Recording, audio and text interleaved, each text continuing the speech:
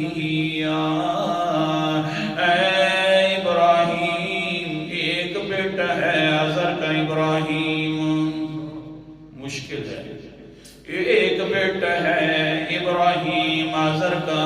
پیچھے سے آواز دے کر کہتے ہیں ابراہیم،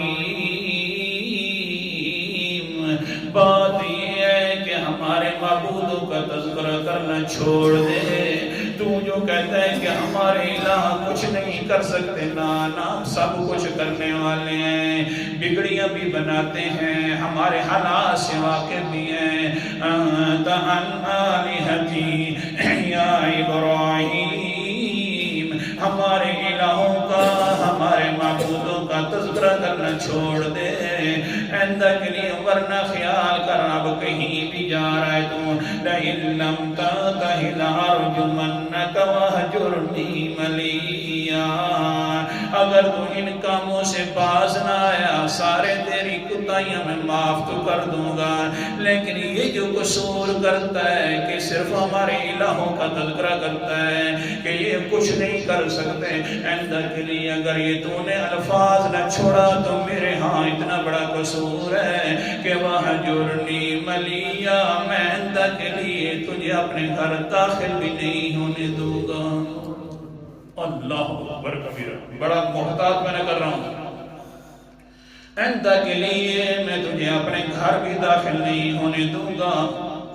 بیٹا ہے، باپ کو کہتا ہے قال سلام علیک، بابا صاحب جی اپنے گھر کو سنبھالو، تم گھر میں خوش رہو۔ ہمارے سامنے کہتے سلام علیک، یہ نہیں مطلب تیرے اوپر سلامتی ہوں، ورنہ تو سلام کیسے؟ قال سلام علیک، او بابا صاحب جی تم جانو، تمہاری خوشیاں جانے، اگر میں اپنے رب کو خوش نہیں کر سکتا تو تمہاری خوشیوں میں بھی میں نہیں آ سکتا، تمہارے گھر کے اندر بھی میں نہیں رہ سکتا، میں تو آئندہ کے لیے آؤں گا بھی نہیں تمہارے گھر کے اندر۔ پھر کہتے ساستغفر لک ربی انہ کان بی حفیا، سننا آسان ہے، پڑھنا آسان ہے، وہ تصور تو کرو نا کتنا مشکل ہوگا یہ مقام۔ آگے سے کیا کہتا ہے؟ بیٹا ہے، نوجوان ہے، کہتا ہے بابا صاحب جی تو میری بات نہیں مانتا،